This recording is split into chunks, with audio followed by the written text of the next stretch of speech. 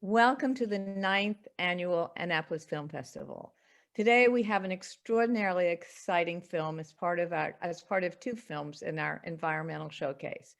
I have never seen such an exciting film, particularly about fish and men. I think it will reveal a lot of truths that a lot of Americans have to learn and know about. But it's also a beautiful film, and we're lucky and fortunate to have the directors here talking with us, telling us how they came to the film, how they produced it, and how we have to learn from it. So I can't tell you how excited, and I'm not a fisherman. I live in Rockport, Maine. I don't fish. I learned so much. I would watch this film again and again, and I'm already telling people about it that I know in Gloucester who will love seeing this film. So I'd just like to start. I have Adam Jones and Darby Duffin. Both of you were producers and directors, and put together the story and found it yourself and put it on for us. Just to start, how did it come to you? What made you want to make this documentary? Yeah, Darby? so I was living in a coastal New England town like you in Portsmouth, New Hampshire. This is going back about 10 years. And I got to know some people in the fishing industry and just by chance, and then found out, that there was a whole lot more disarray and problematic issues going on with the industry I had no idea about. So that just kind of fascinated me, the story of, the fishermen and it's just the iconic way of life in New England. And then I kind of put that together with just as as a buyer of seafood going to a local seafood market. And strangely enough, seeing that there was no local seafood, you could literally see the boats behind this particular market that I'm thinking of in Portsmouth, and there was no seafood. So that, sort of caught my eye, and, I began to, just take note of that. And as I, talked more and found out more about what was happening in the industry, it was a story that resonated with me, and I knew that there was a larger story to tell. So, I kind of held on to that idea for a couple of years and had the opportunity to put together a pitch for a documentary film contest. And, so it did well as a proof of concept. And then it was like, okay, well, how am I going to make this thing? So, it was just a daunting task. And, I'd known Adam for a long time. I had this idea. I invited him out to lunch. I pitched it to him, and he was like, wow, I can't believe nobody's made this. We got to start shooting this right away. And that's kind of how, it started. That's the beginning of a long, long journey. So I think what really came across is that we don't know what we're eating. We don't know what fish are. We don't know all the fish that exist, and we don't appreciate what we're eating or how we got it or anything about one of our major sources of nutrient and food. So I think you do that in a storytelling way, which is brilliant. Yeah, we kind of just, as a thesis would say, there's probably a few, but it's really, I think you articulated it well. It's really the true story about where your seafood comes from. Both on a local level. Yeah. We try to develop those characters and, use Gloucester as our jumping off point, using the oldest port in America, one that hopefully most people are familiar with. And then, taking you on this deep dive around the world to show you what you don't know about where your seafood comes from. That we're over-cotted and over-tilapia'd. I mean, you captured Under-cotted and over-tilapia'd, yeah. Sorry, under-cotted. Adam, do you want to add anything to this here? Well, I mean, just that when we started 8 years ago shooting this, I don't think we realized what we were biting off. And it's been something that Darby and I have worked on, sometimes really intensely, but often it's just spinning in the background of our lives. I think a lot of documentary filmmakers probably do stuff this way. And then hopefully if you, as a filmmaker, get to make a second movie, maybe somebody gives you a check up front and you get to actually produce it as an organized shoot. But that just wasn't the way that we could do it. We both have, my day job as a filmmaker doing commercials and branded content, and Darby and I have both moved houses a couple of times during this 8 years. We have kids, we're So I think, just thinking back now, because we just actually delivered our film to a distributor. We got a distribution deal, and that was some news that it's literally happened yesterday. So we're I'm in a very reflective mood on this journey we've been on lately, because it's like we're finally at a finish line, a real finish line. Not that getting into some great film festivals hasn't been great, but yeah, it's been quite a ride, and we, I think, are just realizing that, sticking with it and actually finishing the film is something we can bask in for a minute. There's a beauty to it, a real beauty in the way you tell it, starting with the storm that takes down a trawler and then ending with the women talking about Gloucester. So in a way, very sad story. I was very moved by these women and these people in this town that have really lost most of their source of livelihood, and we don't even realize it. And whenever women tell a story, there's an extra level of empathy that people will have. This affects tremendous number of families and is a major source of income for our whole country. So I think the tragedy of what has happened to the fishing industry is the really strong point. But I got to say, it's so beautifully told that I want to do something about it. I want something to be done about saving this industry. One, it's picturesque, it's beautiful, it's a source of pride. It carries on from generation to generation, and there are not many works and jobs that do this kind of thing. So you really brought that home with the characters you chose. And I wanted to say, how was that? I know 8 years is quite a segment of life, but you do have to find the characters. It seems to me you did. Want to talk about that? Yeah. How you told this story. So early on, as I mentioned, once, I had sort of gotten interested in this as an idea, and it was still just in my head. And I was reading a lot, and there was a lot to read. Certainly the Boston Globe was, publishing a lot of news about this, periodically. And so I just got a hold of all of that I could read of, over the last couple of years. And, characters come to the forefront. There ends up being the same 4 or 5 guys that they keep going back to, the reporters keep going back to get quoted, for these stories. So these were the guys that that I reached out to and that ultimately ended up in our film. There's 1 or 2 maybe that we, had spoken to that didn't end up being in the film. We ended up trimming it down to, in order to balance the character development and the information, we, have to make choices. But we felt, Richard and Russell and David and even Frank in Scituate, but just focusing on the 2 Gloucester guys, Rich and Russell, you get a lot from these guys. They've been there for almost 50 years, and they kind of stand at the top of the heap in terms of fishermen with seniority and experience. And they just are both really, in different ways, really great storytellers and come across as very authentic. And they wanted to tell their story. I think the hardest part about it in a lot of ways, and probably all documentary filmmakers can relate to this, is just building that trust. And, they didn't know us. We'd never made a film. They were giving us, what's probably most valuable to them, their time and their story, and trusting us to tell it in a certain way. And, it's also a place that's been burned a few times, it's not the first time somebody in the media or filmmakers walked into town and said, "Hey, I want to tell your story." And it doesn't end up, quite the way they thought it would.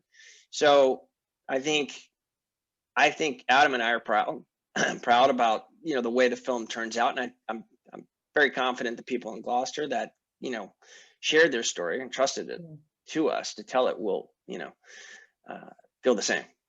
I think the other thing you make really clear is the loss. 5,000 jobs, 850 trawlers, and they're not coming back. And what does this do to an essential industry? Do you find, if you send this film out, that there's renewed interest in fishing and in the saving of the fishing industry? I think this film has a real message in that sense. I would like to think so. And I'll let Adam, jump in on this too, but I'll just say this. So there was an intentional intent behind that final scene, you see. And that was really what we were trying to get at with that scene, because what you bring up is that the most devastating, idea, and we mentioned this early on, is when Barton Seaver's talking about, handing down this tradition from one generation to the next. That's what's being lost. It's just not, young people are not following, their father's footsteps and going into that business anymore. Very few. It's too risky and it's too costly, and there's just not enough reward for them. There's a few, and we tried to show that. So we try to show that hope is not dead. But it's, it's definitely hanging, like Rich says, hanging by a thread. Yeah, I live in a town of lobstering, and the same thing is happening, as you know, in Maine. And it's tragic because this is the main industry in Maine other than tourism. And it's not going down from generations. But I think there is hope in this film, because you spell out what the drama is, that we need to learn what we're eating. We need to appreciate other kinds of fish, the richness of what the world appreciates in fish. You brought home to us that maybe we should get a little wider in our diet. That's it. And stop the overfishing. What was the biggest challenge in making the film? I always say beside money. Yeah, two words: money and editing, which are kind of the one and the same. The rule of thumb making a documentary is you spend 20% getting it in the can and 80% in post-production to get it to a finish line. And that's certainly where I think, just process-wise, was a huge learning curve for Darby and I. We went and basically amassed a pile of footage that was about 300 hours long.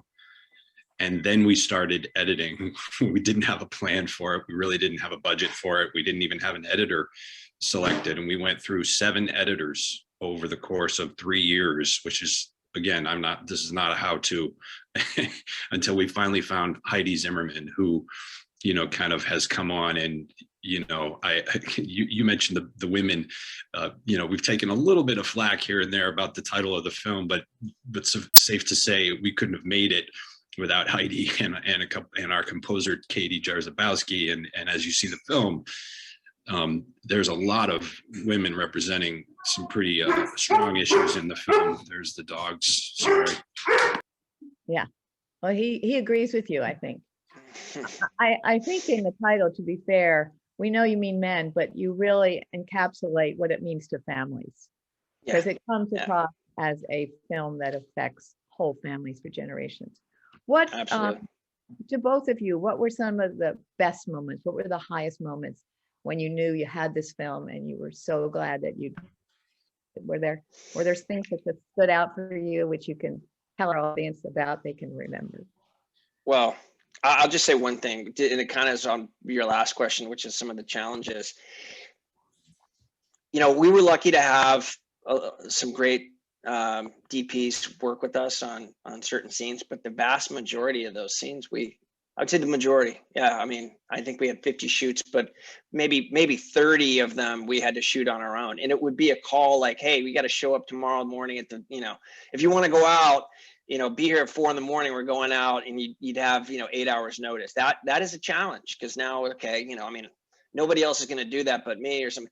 So for me, like, that was a challenge, but, I can, like, say the final scene with Rich and Ryan, just knowing that the camera didn't freeze, or, it rolled and it actually looked pretty good, was pretty exciting, to know, like, kind of knew at that moment, hey, this is a good ending right here for the film. And so when those kind of things work out in our favor, that was a blessing when you finally get a look at it.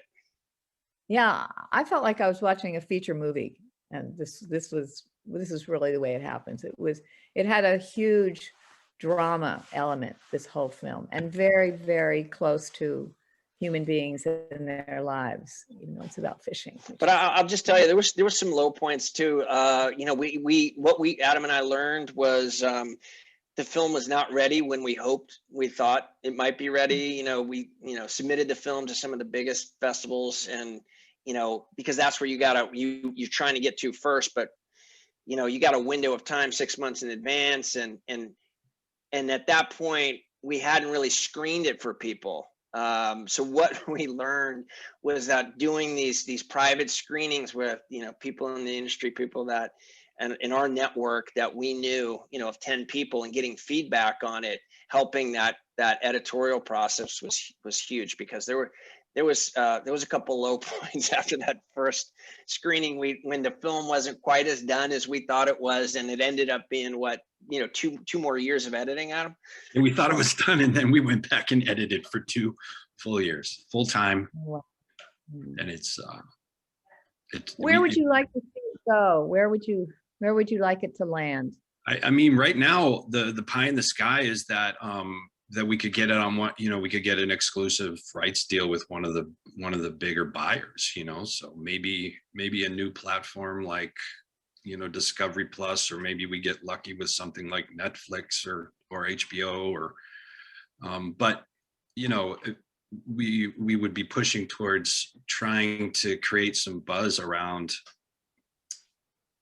this issue coming out of COVID. People are probably, you know, we've talked a lot about how the way that people are consuming fish now has changed with the pandemic. A lot of people are so much more used to having things shipped to their doorstep. They could realize that having fresh fish off of a local boat can be shipped to their doorstep just as easily. One thing we don't do in the film is, you know, sort of vilify freezing fish. It's you have to freeze fish to transport it. So you know, getting some fresh fish frozen, you know, sent to you from Maine or over Alaska, here in Washington State. Yeah, you know, we have the best salmon in the world here in Pacific Northwest.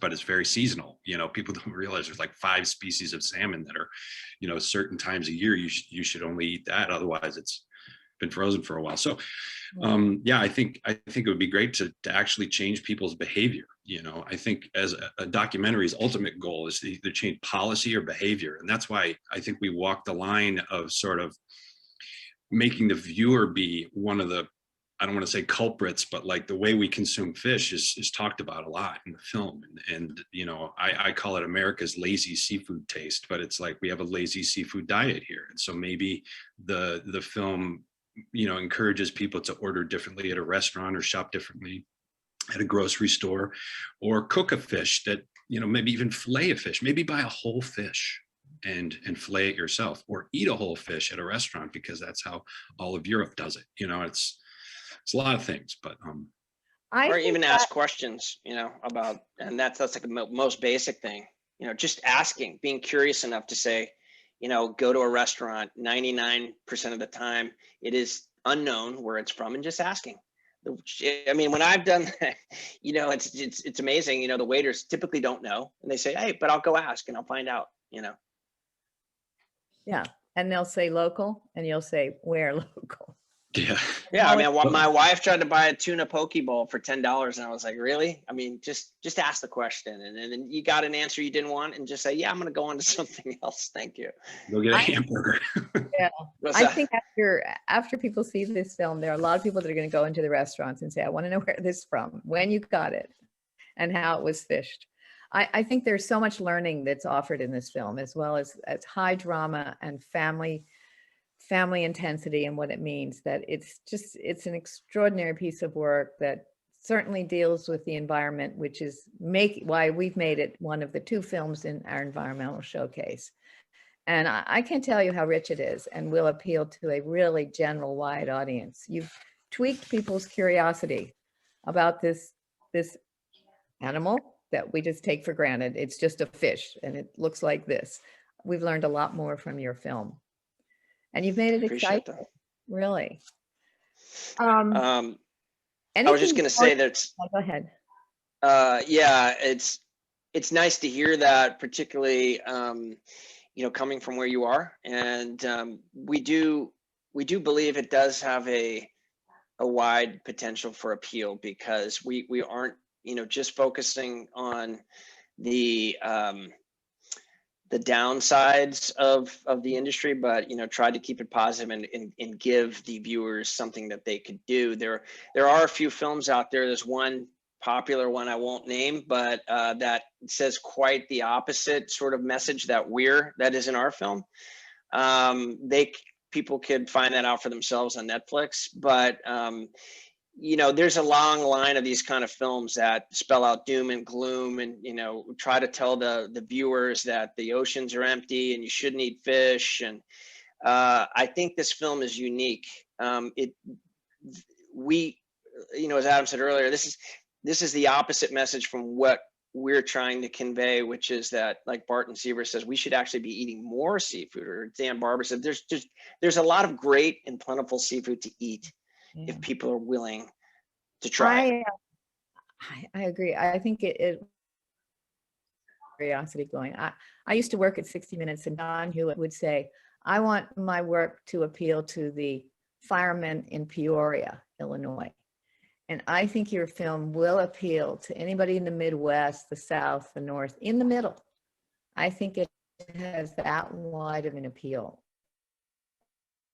I hope you're right. And I can't say that about many other films. So I want to congratulate participation and for giving us this film. And we want to make it get spread out there. So I hope our showing will go far and wide. Is there anything else you want to add about the film? Either one. I think we're good.